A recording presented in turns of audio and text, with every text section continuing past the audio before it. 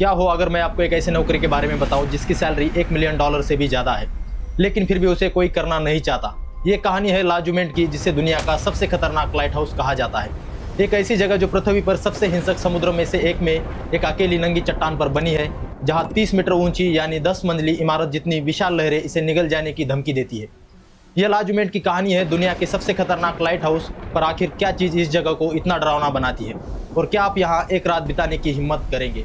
आज दुनिया में 18,000 से ज़्यादा लाइट हाउस है जो सदियों से जहाज़ों को रास्ता दिखाते आ रहे हैं, लेकिन इनमें से एक ऐसा है जिसका नाम सुनते ही बड़े बड़े नाविकों की रूह कांप जाती है। फ्रांस के ब्रिटेनी तट पर अटलांटिक महासागर के उस हिस्से में जिसे इरोइस सागर कहते हैं, एक चट्टान है जिसका नाम है लाजुमेंट यानी घोड़ी। यह नाम शायद इसलिए पड़ा क्योंकि शांत मौसम में यह समुद्र एक घोड़ी की तरह शांत लगता है, लेकिन तूफान में यही समुद्र किसी जंगली घोड़ी की तरह बेकाबू हो जाता है। इसी चट्टान पर खड़ा है लाजुमेंट लाइट हाउस, जो इंसानी हिम्मत और प्रकृति के क्रूर बल के बीच एक अंतहीन लड़ाई का प्रतीक है। आज हम लाजुमेंट के कहानी में उतरेंगे, एक ऐसी कहानी जिसमें जहाजों का कब्रिस्तान, एक नामुमकिन सा लगने वाला निर्माण और एक ऐसी तस्वीर शामिल है जिसने पूरी दुनिया को हैरान कर दिया। तो आइए मेरे साथ चलिए लाजुमेंट के इस हैरान कर देने वाली दुनिया में।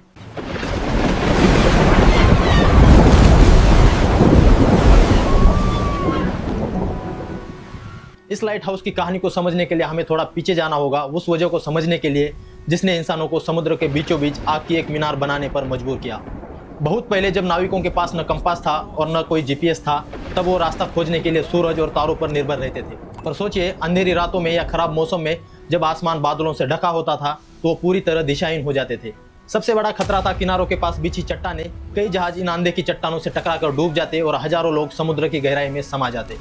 इसी समस्या का समाधान करने के लिए लाइट हाउस का जन्म हुआ। इतिहास का सबसे पहला ज्ञात लाइट हाउस 280 ईसा पूर्व में मिस्र के अलेक्जेंड्रिया शहर में बनाया गया था, जिसे फेरोज ऑफ अलेक्जेंड्रिया के नाम से जाना गया। यह इतना विशाल और अद्भुत था, इसे दुनिया के 7 प्राचीन अजूबों में गिना जाता था। इसके बाद दुनिया भर में जहाजों को रास्ता दिखाने के लिए लाइट हाउस बनने लगे। लेकिन 19वीं सदी के अंत तक भी फ्रांस का ब्रिटेनी तट नाविकों के लिए एक दुखद स्वप्न बना हुआ था। यह इलाका, जिसे जहाजों का कब्रिस्तान कहा जाता है, अपने तेज बहाव, घने कोहरे और अचानक आने वाले हिंसक तूफानों के लिए कुख्यात था। यहाँ का समुद्र चट्टानों से भरा पड़ा था। सिर्फ 1888 से 1904 के बीच यानी महज 16 सालों में इस इलाके में 31 जहाज तबाह हो गए थे। त्रासदियों का यह सिलसिला अपने चरम पर पहुंच गया जब जून 1896 में एसएस ट्रमंड कैसल नाम का एक यात्री जहाज एक घातक भूल कर बैठा। रात के अंधेरे में जहाज रास्ता भटक गया और सीधे चट्टानों के जाल में फंस गया। टक्कर इतनी जबरदस्त थी कि जहाज कुछ ही मिनटों में डूब गया और उस पर सवार 250 से ज़्यादा लोगों में से सिर्फ 3 ही लोग बच पाए। इस भयानक हादसे ने पूरे फ्रांस को हिलाकर रख दिया और जनता का गुस्सा फूट पड़ा। अब यह साफ हो गया था कि इस खूनी समुद्र को काबू में करने के लिए एक लाइट हाउस बनाना ही होगा, चाहे उसकी कोई भी कीमत चुकानी पड़े।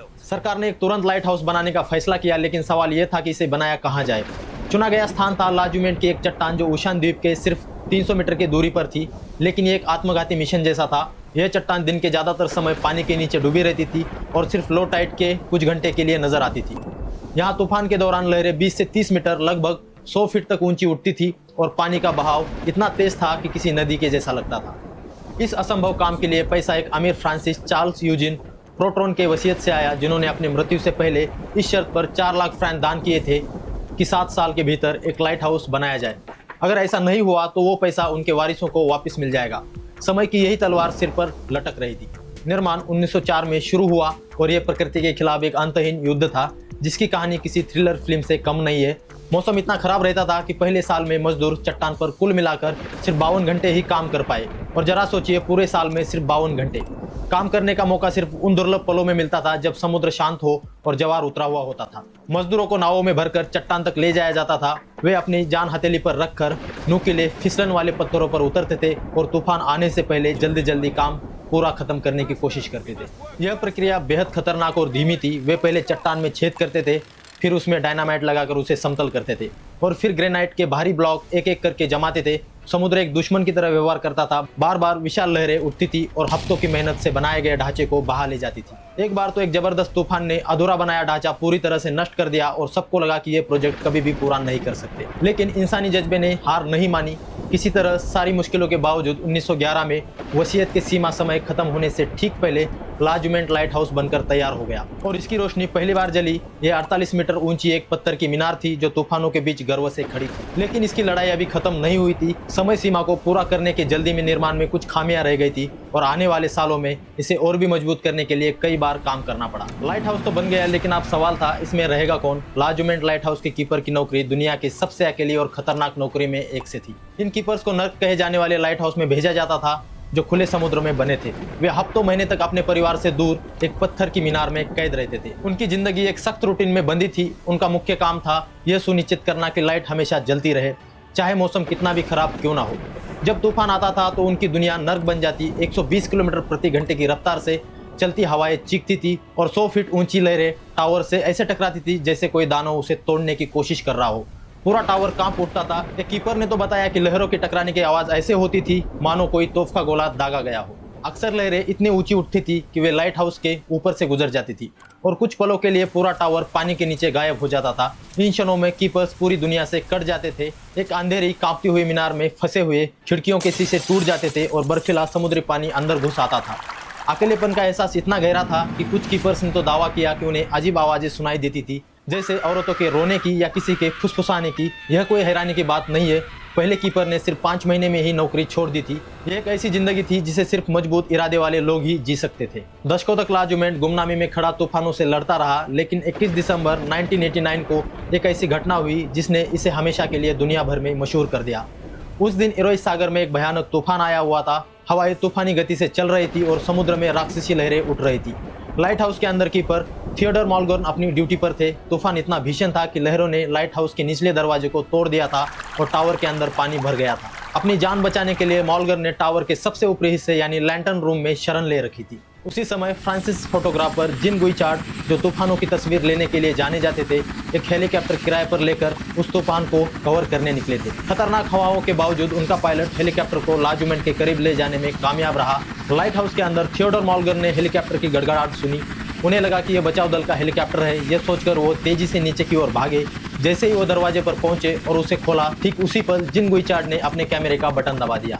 वो एक पल था जो इतिहास में कैद हो गया। तस्वीर में थियोडोर मॉलगर्न दरवाजे पर एक छोटी सी आकृति की तरह खड़े दिखाई दे रहे थे और उनके ठीक पीछे एक अविश्वसनीय रूप से विशाल राक्षसी लहर मीनार को निगलने के लिए उठ रही थी। यह तस्वीर देखने में ऐसी लगती है जैसे उस आदमी की जिंदगी का आखिरी पल हो, लेकिन कहानी का अंत वैसे नहीं हुआ जैसे तस्वीर में लगता है। जैसे ही मॉलगर्न ने दरवाजा खोला, उन्हें एहसास हुआ कि यह बचाव दल नहीं है। उसी पल उन्होंने पीछे उड़ती हुई विशाल लहर को महसूस किया और अपनी जान बचाने के लिए तुरंत अंदर कूदकर भारी दरवाजा बंद कर लिया। 1 सेकंड बाद लहर पूरी ताकत से टावर से टकराई। मॉलगर्न चमत्कारिक ढंग से बच गए। जिन गुइचार्ड की खींची ये तस्वीर दुनिया भर में वायरल हो गई। इसने 1991 में प्रतिष्ठित वर्ल्ड प्रेस फोटो पुरस्कार जीता और इसके लाखों पोस्टर बिके। रातों रात लाजूमेंट दुनिया का सबसे पहचाना जाने वाला लाइट हाउस बन गया। इस तस्वीर और इसके पीछे की कहानी ने लाजूमेंट को अमर बना दिया। पर अब आते हैं उस $1 मिलियन सैलरी वाले सवाल पर। सोशल मीडिया पर यह दावा किया जाने लगा कि लाजूमेंट में कीपर की नौकरी के लिए लाखों डॉलर की सैलरी दी जाती है, लेकिन सच्चाई यह है कि 1989 के उस तूफान के बाद 1991 में लाजूमेंट को पूरी तरह से स्वचालित कर दिया गया है। अब वहाँ कोई कीपर नहीं रहता। इसकी रोशनी सौर ऊर्जा से चलती है और इसे दूर से ही कंट्रोल किया जाता है। तो उन आकर्षक नौकरियों के दावे महज एक मिथक है। अब आप नीचे कमेंट्स में बताइए, अगर आपको मौका मिलता और ये नौकरी आज भी मौजूद होती तो क्या आप लाजूमेंट में एक रात बिताने की हिम्मत करते। आज लाजूमेंट खामोशी से अपनी चट्टान पर खड़ा है। अब वहाँ कीपर्स की वो चीखें या तूफानों से कांपती रातें नहीं है, लेकिन ये आज भी उतना ही खतरनाक है और लहरें आज भी उसी क्रूरता से टकराते हैं। 2017 में फ्रांस ने इसे ऐतिहासिक स्मारक का दर्जा दिया। लाजूमेंट की कहानी सिर्फ एक इमारत की कहानी नहीं है, ये उन अनगिनत नाविकों की कहानी है जिन्होंने इस समुद्र में अपनी जान गंवाई। उन साहसी मजदूरों की कहानी है जिन्होंने अपनी जान जोखिम में डालकर इसे बनाया।